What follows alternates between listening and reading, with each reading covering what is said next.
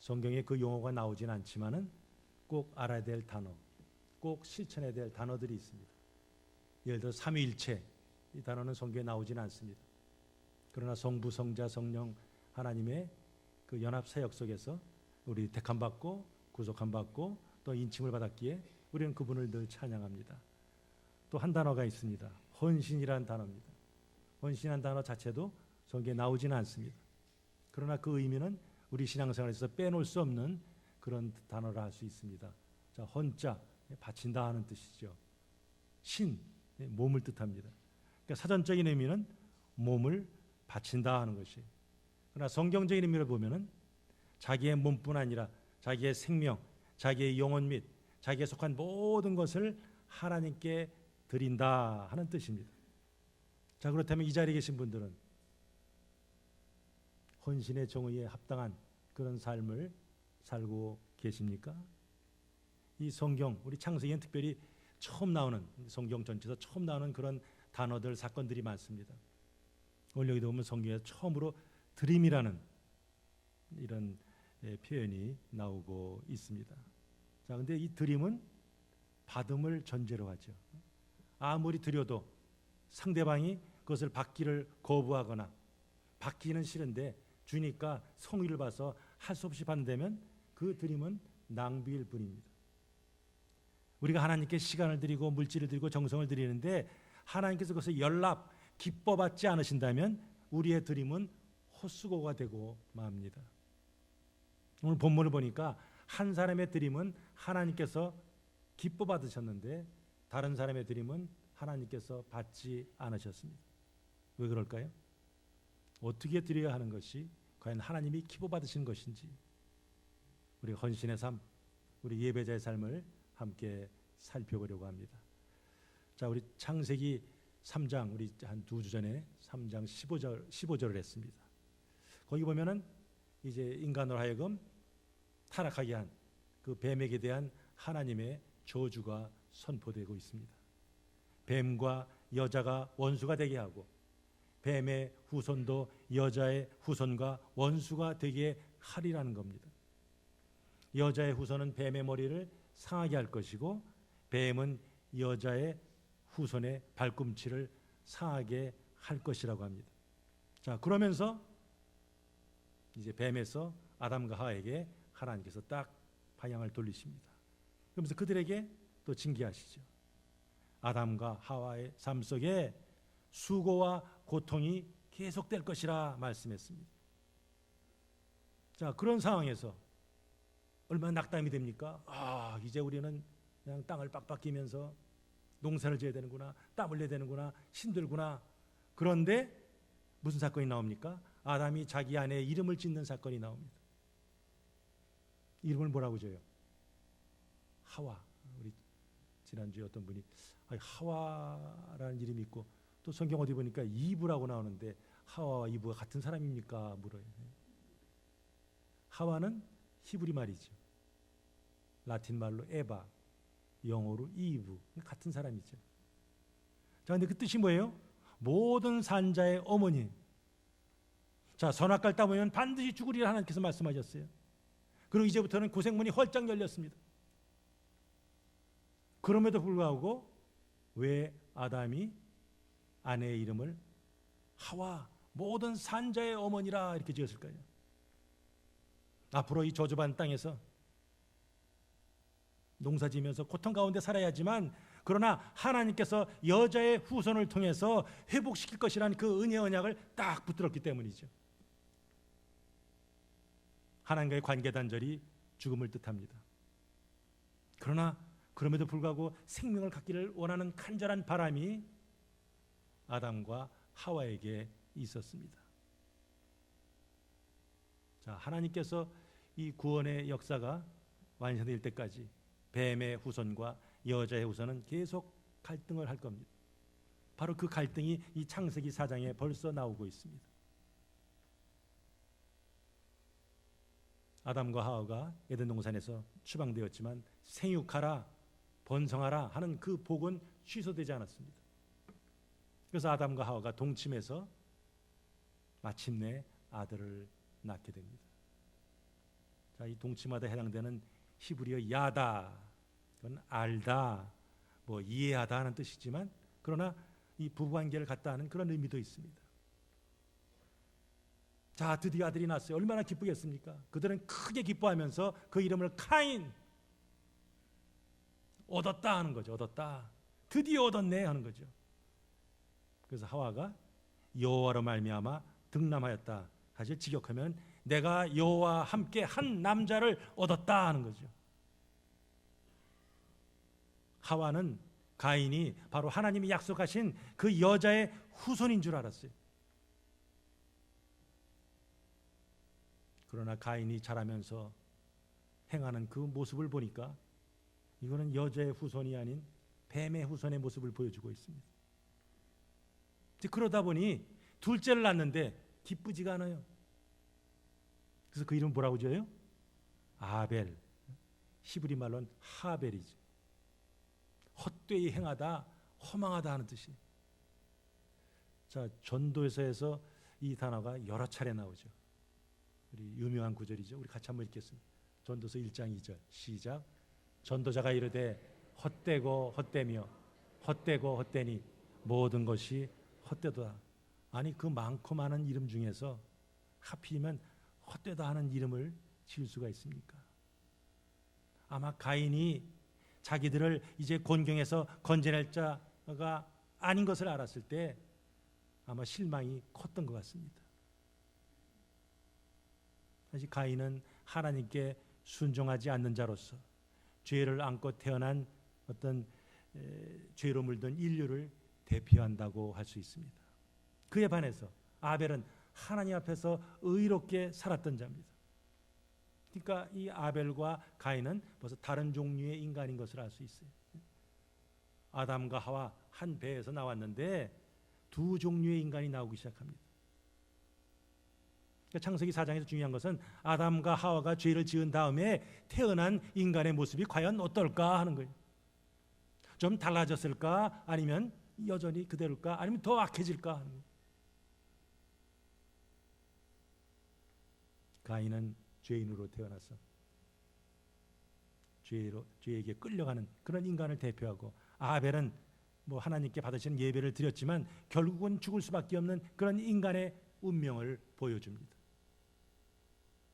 아담의 타락으로 인해서 죄가 아주 빠르게 확산이 됩니다. 사탄이 가인의 마음에 시기, 질투, 마음을 살짝 놓줍니다. 그러니까 그 미움이 자라가지고 결국 살인을 부르죠. 그러니까 이후에 창세기의 모습 어떻습니까? 살인은 또 다른 살인을 불러오고 죄악의 물결은 노아 홍수 때까지 온 땅을 뒤엎습니다. 아벨의 직업은 뭐죠? 사냥의 목축이죠. 양치는 자. 가인은요, 농업이죠. 농사하는 자입니다.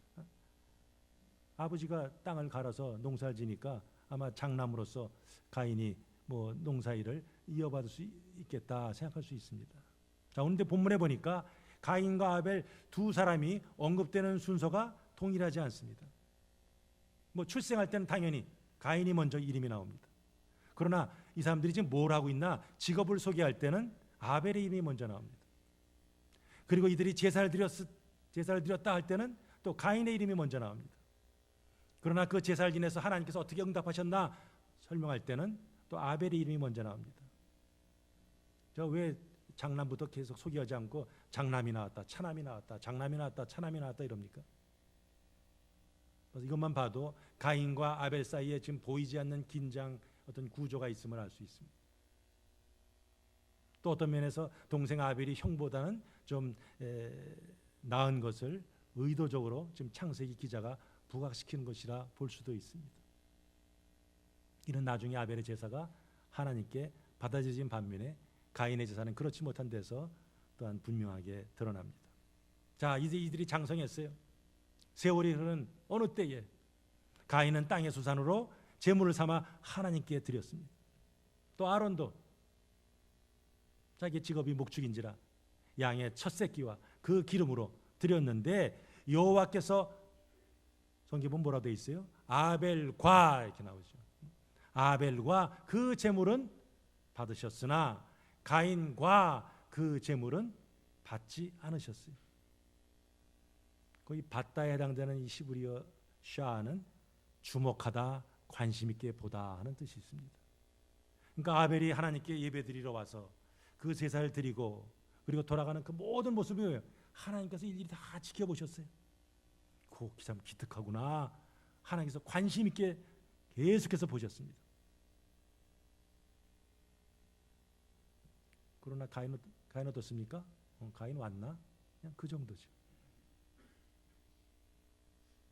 여기서 주목할 것은 하나님께서는 제물만 받으시는 분이 아니라 그 제물 드리는 사람과 그 제물을 동시에 받으신다는 점입니다. 제물 드리는 그 행위와 그 제물을 드리는 행위자의 마음을 하나님께서는 함께 보신다는 거예요. 혹자는 하나님께서 가인의 제사를 받지 않으신 것은 그의 제사가 아벨의 제사와 같이 피의 제사가 아니었기 때문에, 피가 없었기 때문에 받지 않으셨을까라고 말합니다. 과연 그렇습니까? 지금 두 사람이 하나님께 드린 그 제물, 그 제물에 해당되는 단어가 레위기에서는 똑같이 소재로 번역된 히브리어 민하입니다. 자, 레위기의 제사법에 곡물로 드린 예배가 어떻게 규정되었는지 같이 한번 읽어보시겠습니다. 시작. 제사장은 찌은 곡식 얼마와 기름의 얼마와 모든 유향을 기념물로 불사를 지니 이는 여호와께 드리는 화제니라. 한 절 더요.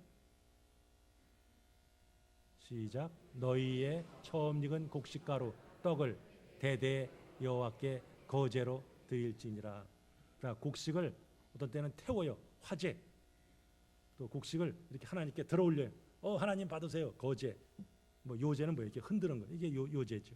어쨌든 그 재료가 뭐예요? 곡식이죠. 그러니까 피가 없다고 하나님께서 그 제사를 받지 않으신 것이 아니다 하는 거죠. 하나님 결코 사람의 직업이나 그 직업 관련된 제물의 종류, 왜 이런 거 가져왔냐? 하나님은 결코 그런 분이 아니죠. 그러나 우리가 창세기만 봐서는 도대체 하나님께서 왜 아벨의 제사를 받지 않았을까 정확하게 알기가 어렵습니다. 그래서 우리가 한번 신약을 같이 보려고 합니다. 자, 아벨과 가인이 함께 소개된 우리 히브리서 11장 4절 함께 읽겠습니다. 시작. 믿음으로 아벨은 가인보다 더 나은 제사를 하나님께 드림으로 의로운 자라 하시는 증거를 얻었으니 하나님이 그 예물에 대하여 증거하심이라. 저가 죽었으나 그 믿음으로써 오히려 말하느니라. 한마디로 아벨이 가인보다 더 나은 제사를 드렸다고 합니다. 그럼 어떤 제사가 더 나은 제사입니까? 가인과 아벨의 제사의 대표적인 차이가 뭐예요? 믿음이죠. 아벨은 믿음으로 제사를 드렸는데 가인은 그렇지 못했다는 거예요. 거기 의란 말이 있습니다. 의로운 자라. 의가 뭡니까? What God requires. 하나님이 요구하시는 것이 의예요. 그러니까 아벨은 하나님의 뜻대로 제사를 드렸기 때문에 하나님께서 야, 제법이구나. 그를 의롭다고 하셨습니다. 반면에 믿음 없이 제물을 드렸던 그 가인은 그 자신부터 하나님으로부터 거부당하고 말았습니다. 무슨 예물을 드리냐보다는 어떻게 드리느냐가 더 중요하다는 거예요. 아벨의 희생 제물은 바로 그의 믿음을 나타내는 증거였습니다. 하나님께서 아벨의 제사를 받으신 그 이유는 제사의 어떤 형식, 제사의 내용이 아니라 바로 드리는 자의 그 믿음 때문이었어요. 잠언 15장 8절 보면 악인의 제사는 여호와께서 미워하셔도 정직한 자의 기도는 그가 기뻐하시느니라 합니다. 가인은 믿음으로 행하지 않았기에 하나님 앞에서도 또 의롭게 행하지 않았습니다. 그러나 아벨은 믿음으로 행하였기에 하나님께서 그를 의롭다고 하시죠. 우리 예수님께서도 아벨을 의인이라 칭하십니다. 우리 같이 한번 어디서 그 말을 하는지 마태복음 시작. 그러므로 의인 아벨의 피로부터 성전과 제단 사이에서 너희가 죽은 바가랴의 아들 사가랴의 피까지 땅 위에서 흘린 의로운 피가 다 너희에게 돌아가리라. 예수님께서는 사실은 종교 지도자들, 그들의 어떤 이중적인 태도를 질타하셨습니다. 그들은 하나님께 충성한다면서 하나님이 보낸 종들을 거부하고 핍박을 했습니다. 우리보다 하나님 신앙생활 잘하는 사람 있으면 나와봐. 그것이 그들의 태도였죠. 그들은 시간을 들이고 물질 11조도 정확히 그냥 저울까지 달아서 메꾸랑까지 달아드리고, 그리고 스스로를 거룩하다 여겼어요. 자기들은 율법의 1.1까지도 철저히 지키는 사람이라 생각했어요. 그러니 자기들이 드리는 헌신은 하나님께 당연히 받을 것으로 생각했습니다. 근데 주님은 그들을 회칠한 무덤이라, 즉 위선자들이라 부르셨어요. 그들은 자기들의 공로만을 자랑하는 자들이라 그렇게 말씀하셨습니다. 그러니까 결국 그들의 드림은 뭐예요? 헛수고죠. 하나님 받으시지 않습니다. 그 어리석은 자들을 기다리는 것은 지옥의 판결뿐입니다. 자, 사도 요한도 아벨을 의인화하셨어요. 자, 시작. 가인같이 하지 말라. 그는 악한 자에게 속하여 그 아우를 죽였으니 어떤 이유로 죽였느냐? 자기의 행위는 악하고 그의 아우의 행위는 의로움이라. 우리 요한일서 3장에 보면은 우리 믿는 자는 죄를 짓지 않는다 하는 말이 있어요. 그걸 오해해서는 안 되죠. 그러면 예수 믿으면 전혀 뭐 죄를 짓지 않는가? 그 말은 아니에요. 말씀과 성령으로 태어난 자는, 하나님의 자녀는 죄를 지을 수 없다는 말은 전혀 죄를 짓지 않는다는 말이 아니라 반복해서 혹은 의도적으로 죄를 짓지 않는다는 말이에요. 자, 그런데 의를 행하는 자는 어떤 자인가? 바로 하나님의 사랑을 이웃사랑으로 실천하는 자라는 거예요. 그러니까 형제를 사랑해요. 반면에 의를 행하지 않는 자는 가인처럼 형제를 사랑하지 않기에 마음에 들지 않으면 그냥 쳐버리는 거죠. 그러니까 자신의 행위는 악한 반면에 아벨의 행위는 의로웠기에 질투해서 그를 죽였다. 요한은 말씀하고 있습니다. 자, 우리 예배자의 자세가 뭡니까? 우리 신명기 6장 5절 보면 너는 마음을 다하고 뜻을 다하고 힘을 다하여 네 하나님 여호와를 사랑하라 말하죠. 근데 가인은 어떻게 했어요? 그가 온 마음을 다해서 하나님께 제물을 드리지 않았습니다. 그래서 정말 은혜에 감사하면서 온전한 믿음과 하나님의 경외하는 마음으로 드린 아벨의 제사는 받으셨지만 가인의 것은 받지 않으셨습니다. 우리 사무엘 상에 보면은 사무엘이 아말렉 그리고 그들이 가진 모든 소유 다 진멸하라 그랬습니다. 사울이 뭐 대충 보다가 시시한 것들은 다 진멸하다가 이야 저거 토실토실한데 좋은 것들은 남겨뒀습니다. 사무엘이 왔습니다. 아 말씀대로 그냥 다 싹 없애버렸습니다. 근데 저쪽에서 음매하는 소리가 납니다. 아 저기 무슨 소리요? 아 당신은 여호와께 복 받으소서. 내가 여호와의 명령을 행하였나이다. 뭐 자랑스럽게 얘기하죠. 그때 사무엘이 하는 말이 있어요. 여호와께서 번제와 다른 제사를 그의 목소리를 청종하는 것을 좋아하신 같이 좋아하시겠나이까? 순종이 제사보다 낫고 듣는 것이 수양의 기름보다 낫습니다. 그 후에 사울은 어떻게 됐습니까? 하나님께서 이스라엘의 촛대를 그에게서 다윗으로 옮기셨어요. 제물만이 아니라 삶까지 드려야 그것이 온전한 제사라는 거죠. 그래서 오늘 창세기 보니까 아벨과 그 제물, 가인과 그 제물 함께 묶어서 말하고 있습니다. 그러니까 삶과 제물이 뭐예요? 하나라는 거죠. 아벨이 하나님께 드린 제사는 사실은 그냥 제물 하나 드린 거 이거 끝나는 게 아니라 그의 삶 전체를 드렸다는 거예요. 그런 하나님에 대한 온전한 믿음과 그 하나님의 경외하는 신앙을 가지고 드렸기에 그는 흠없고 순전한 제사를 드릴 수 있었고 하나님께서 그를 받으셨습니다. 그러나 가인은 어떻습니까? 지금 속에서 부글부글 끓어오르죠. 그래서 하나님께 찾아오셨어요. 야 가인아, 네가 왜 분노하며 왜 안색이 변하느냐? 안색이 변한다로 번역해 놓으니까 뭐 얼굴이 불그락불락해지는 이런 건가? 원래 뜻은 얼굴을 떨어뜨리다입니다. 숙이다는 거죠. 풀이 죽어서 이 고개를 푹 숙이다, 거기에 해당되는 이 히브리어가 안색이 변하다는 걸로 우리말에는 번역해놨어요. 그러니까 아주 낙심한 상태죠. 자기가 드리는 제사 하나님이 당연히 받으실 줄 알았는데 아니래서 낙심한 거죠. 더구나 동생의 제사는 받았는데 형인 자기 제사는 거절당했으니까 그를 화나게 만들었어요. 그러니까 하나님 앞에서 씩씩거리는 거죠. 나도 할 만큼 했는데 이거 이럴 수 있습니까? 이런 거예요.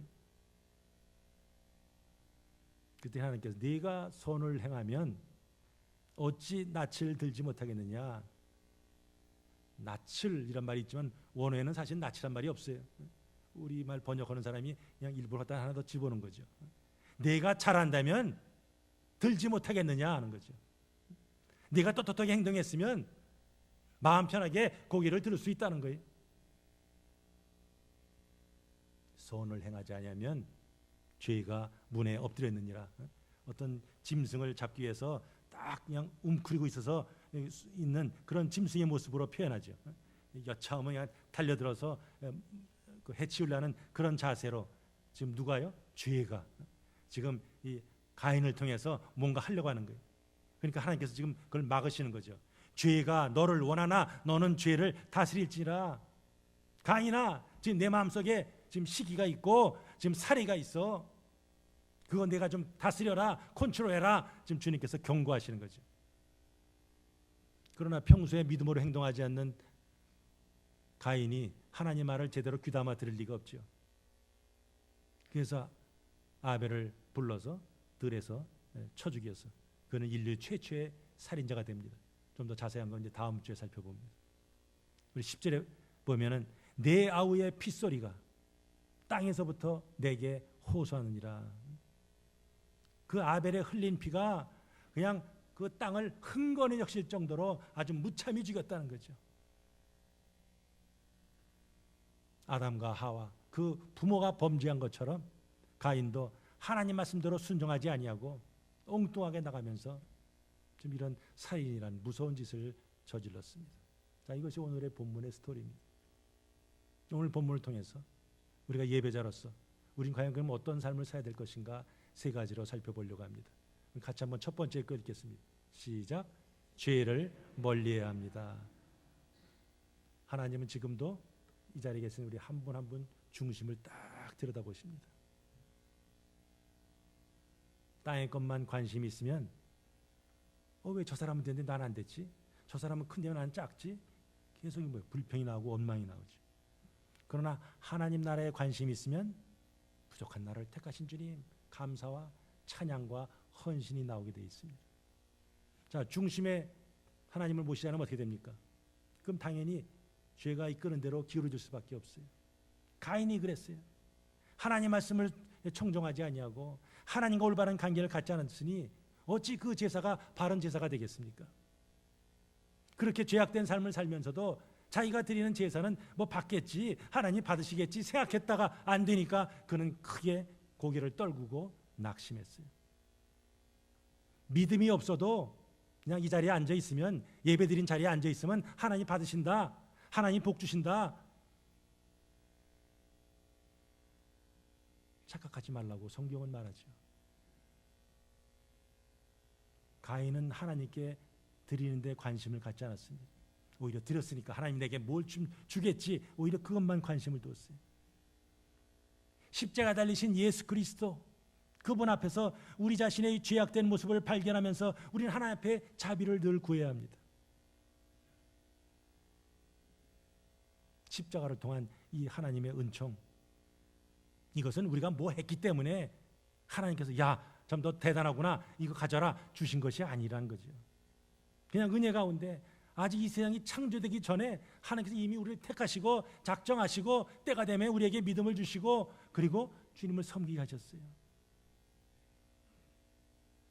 그 때문에 우리는 이제는 내가 산 것이 아니라 그리스도 하신 것이라 그리스도와 연합되지 않으면 결코 우리의 드림, 우리의 예배, 우리의 헌신은 주님께서 받지 않으십니다.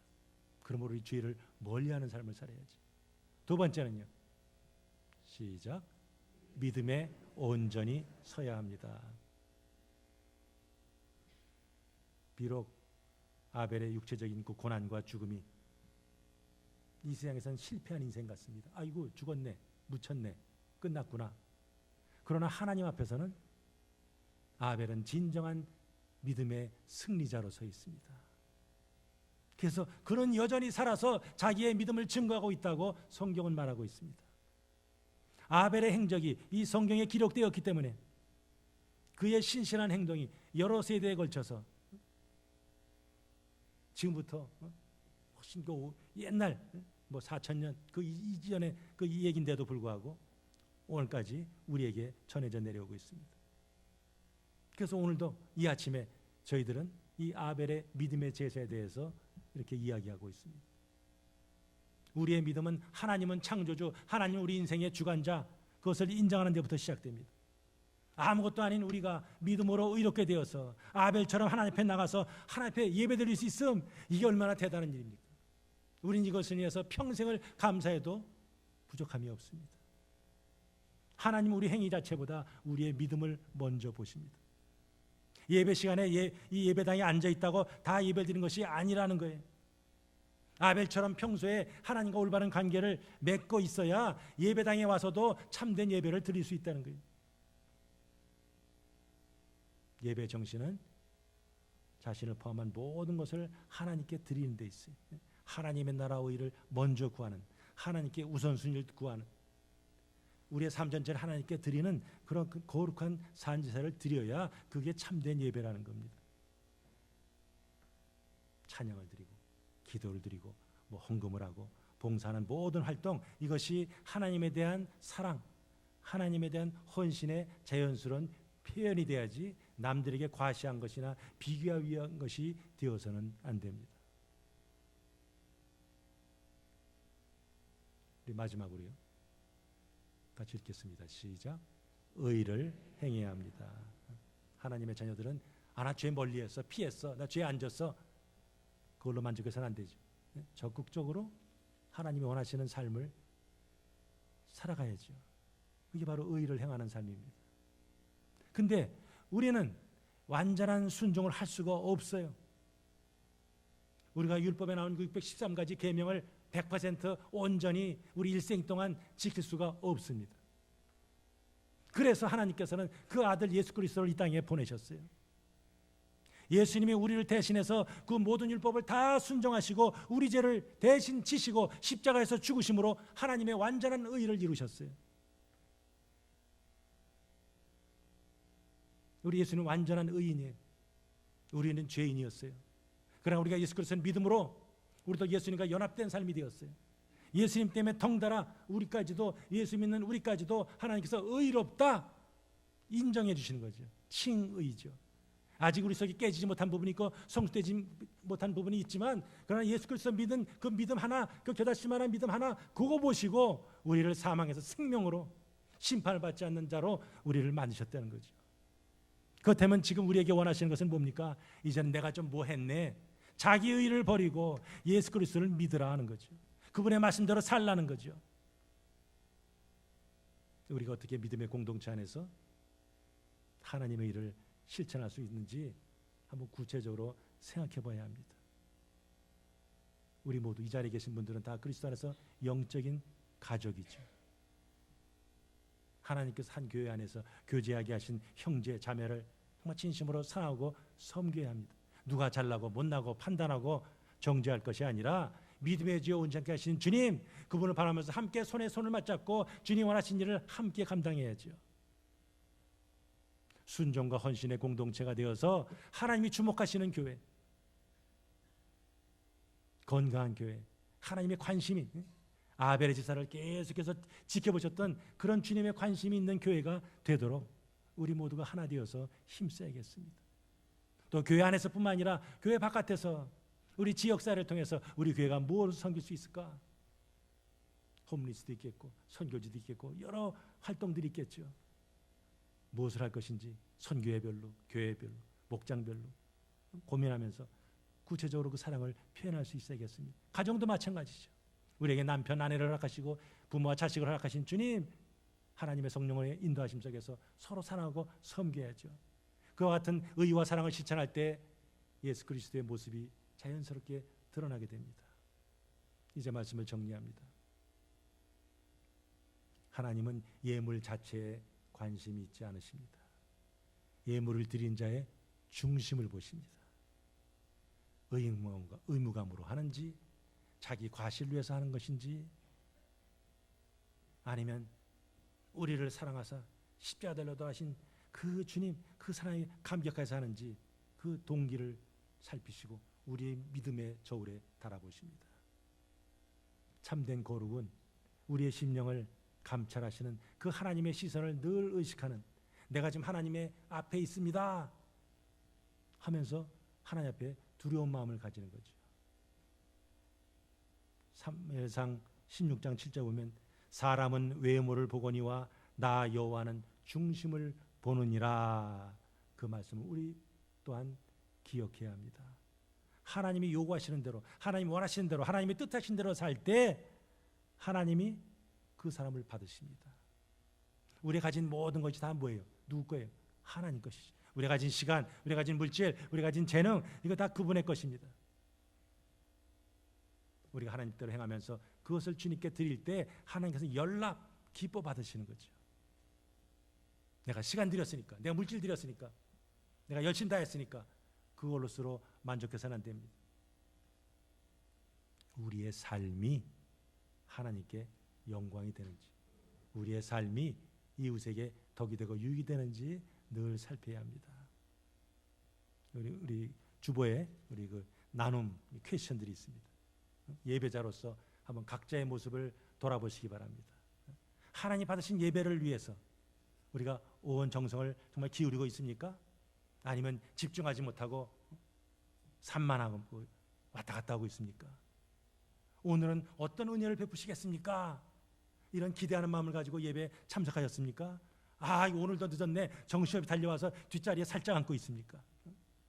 예배에 임하는 우리의 모습을 조금만이라도 살펴본다면 얼마든지 우리의 예배 자세를 업그레이드 시킬 수가 있습니다. 설교를 맡았든지 찬양을 맡았든지 안내를 하든지 주차라든지 친교 맡았든지 가르치든지 어떤 사역을 감당하든지 우리는 항상 하나님의 시선을 의식하면서 최선을 다하겠습니다. 세상 일 때문에 예배를 익스큐즈하는 것이 아니라 우리는 예배 때문에 도리어 세상 일을 익스큐즈할 수 있어야 되겠어요.